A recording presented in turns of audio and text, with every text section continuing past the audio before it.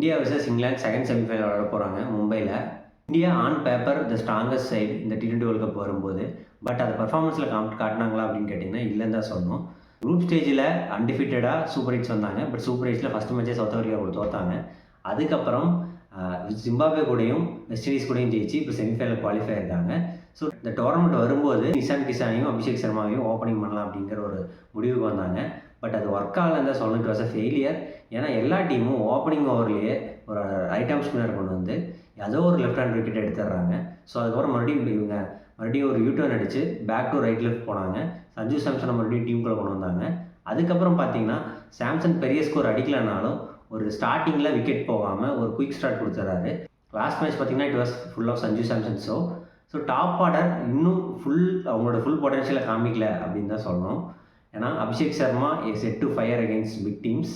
So semifinal or ஃபைனலில் அபிஷேக் சர்மாவோட ஒரு பெஸ்ட் நாக் பார்க்கலாம் அப்படின்னு நான் பிலீவ் பண்ணுறேன். அது போக Ishan Kishan is as usual. Sanju Samson show what he is capable of last match. So Dube, Hardik Pandya, Suryakumar Yadav very capable side. But அவங்களோட ஃபுல் பொட்டன்ஷியலை காமிக்கல. பவுலிங்க்கு வந்தீங்கன்னா பூம்ரா, அர்ஷதீப்னு is settled unit. Varun Chakravarthy கடைசி ஒரு 2 மேட்ச் அடிச்சிட்டு இருக்காங்க. மேபி டியூ டு பிச்சா இல்லை வருண் சக்கரவர்த்தி ரீட் பண்ண ஆரம்பிச்சிட்டாங்களான்னு தெரியல.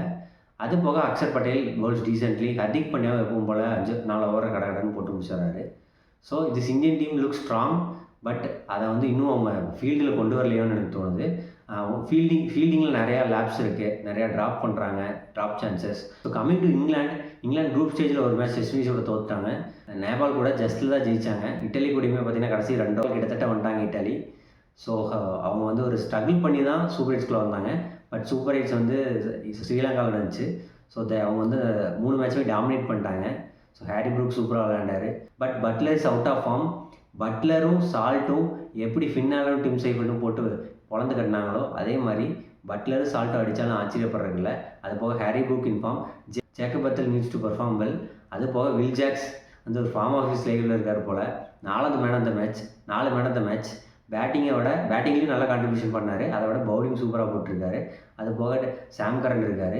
So batting unit looks decent batting unit. Bowling வந்து Jofra Archer, Adil Rashid, Sam Curran, if needed Liam Dawson, Will Jacks இவங்களே கவர் பண்ணிடுறாங்க.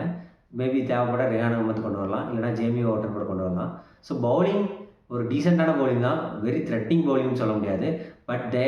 பட் அவங்க batting can become very threatening batting in Indian conditions.